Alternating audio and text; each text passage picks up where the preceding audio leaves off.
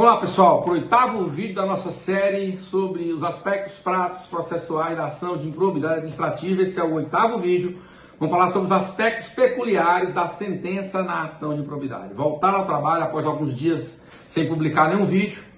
Afinal de contas, nós nascemos bonitos, não foi ricos, então vamos aprender improbidade, sentença, recurso, bora avançar.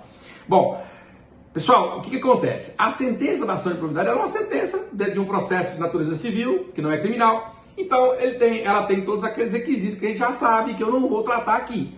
Eu não vou tratar aqui daquilo que é comum ao processo civil normal, que a série é focada em improbidade, aspectos práticos processuais. Então, é claro que você sabe que a sentença tem que ter fundamentação, relatório, fundamentação, dispositivo, etc.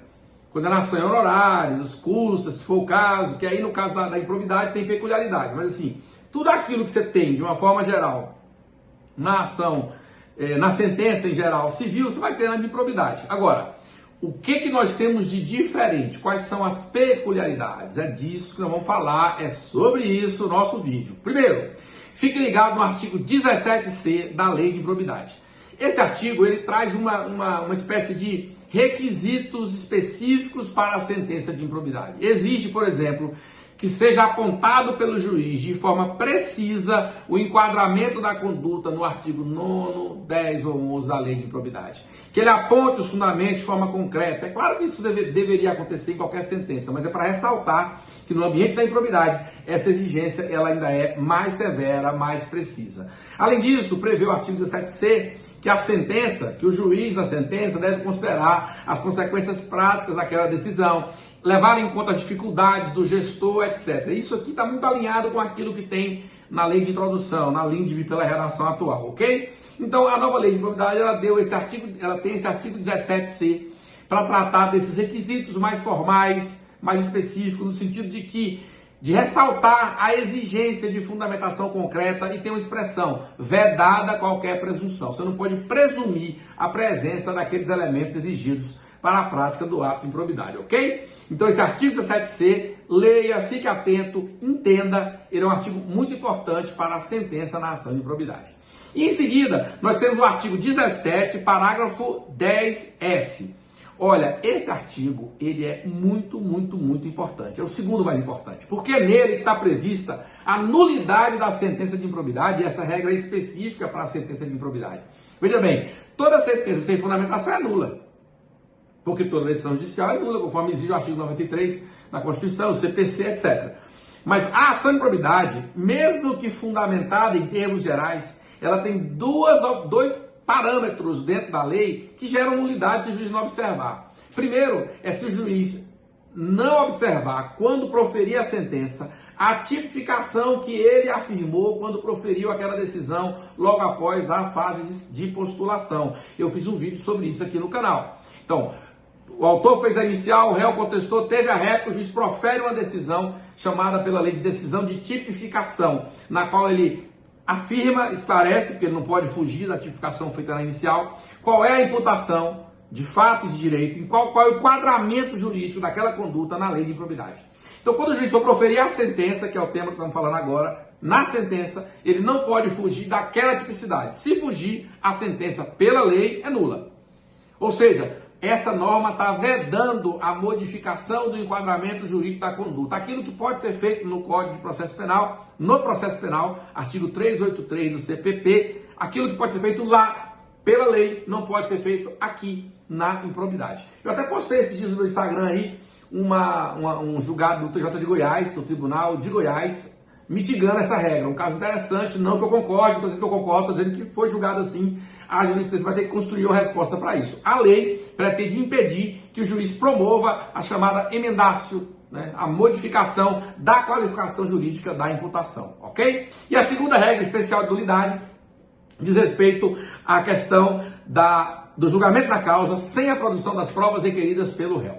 Esse dispositivo, eu comentei ele muito vagar numa aula de pós-graduação recente, que me parece que a doutrina é meio quase que unânime a interpretar que não é bem assim. Não existe um direito absoluto, total e restrito à prova. Imagina, o réu é réu na sua improbidade, ele pede para ouvir o Donald Trump. E o juiz não vai poder impedir nenhuma hipótese, não vai poder indeferir, porque ele só pode dar a sentença depois que toda a prova requerida pelo réu for produzida. É claro que não pode ser assim. Esse artigo tem que ser interpretado com algum temperamento a partir da regra geral do CPC, segundo a qual o juiz deve indeferir as provas que forem impertinentes ou meramente protelatórias. Então, calma lá. A interpretação defendida por toda a doutrina, e eu não tenho dúvida de que é assim que a jurisprudência vai caminhar, ela não vai admitir, ela não admite que o réu tem o direito de produzir absolutamente qualquer prova que ele queira, em qualquer situação, porque a prova ela serve para demonstrar uma versão do autor ou do réu. Então ela tem que ser pertinente. A prova que eu postulo ela tem que ser adequada, pertinente para provar aquele fato. E tem que ser necessária. Tem prova que é inútil, o fato em controvérsia independe de prova. É uma regra geral do CPC. Na improbidade, tudo leva um temperamento pela natureza punitiva da ação. Mas veja, para se produzir uma prova, ela tem que ser pertinente e necessária, ela tem que ser útil.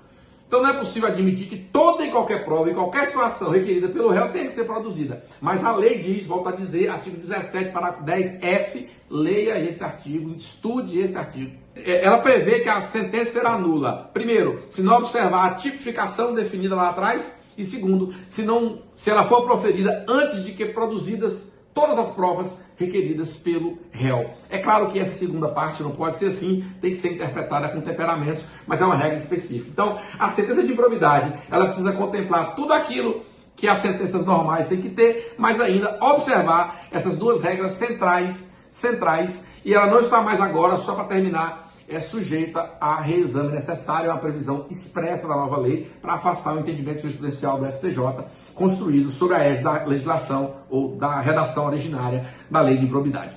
Para concluir, primeiro, curta o meu canal, siga, compartilhe, mande esse vídeo para a galera que estuda. E segundo, concluindo agora o vídeo, eu quero lembrar o seguinte, quando você estuda sentença, regras de como proferir uma sentença, não é porque você necessariamente quer ser juiz, não. Eu fui juiz tanto tempo, é claro que eu precisava saber fazer sentença, né? Aprender pelo menos. Mas o fato é que você precisa, se você é autor de uma ação, você tem que trabalhar para que o processo chegue de forma regular para a sentença. Se a sentença for proferida com algum vício, você tem que saber opor, manejar o embargo de declaração, porque se os requisitos não forem observados, efetivamente você pode ter nulidade.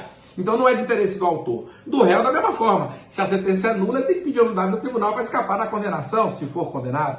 Então veja, saber sobre sentença é uma condição para você atuar com competência e com técnica no ambiente da improbidade. Não necessariamente como juiz. O juiz tem que saber proferir sentença? Tem. Mas o autor da ação, o advogado do réu, também tem que saber. Se ele não souber como é que ele vai apelar, como é que ele vai embargar, como é que ele vai trabalhar ao longo do processo para contribuir para que uma sentença seja bem produzida e, obviamente, no interesse da parte que ele defende, seja autor, seja réu. Então, saber sobre sentença é uma necessidade em tudo que é processo, mas especialmente na improbidade, porque a sentença tem regras, requisitos próprios. Se você não sabe, se você não domina, você vai fazer um trabalho de péssima qualidade, seja como autor, promotor, seja como réu, advogado do réu, porque a ação de improbidade ela não é assim tão comum. Ela tem peculiaridades que quem não domina contribui ou atrapalha o andamento do processo, porque não é algo tão trivial assim e é preciso então conhecer a matéria. Beleza, pessoal? Esse foi o nosso 8º vídeo, em breve, 9º, estamos quase terminando a série,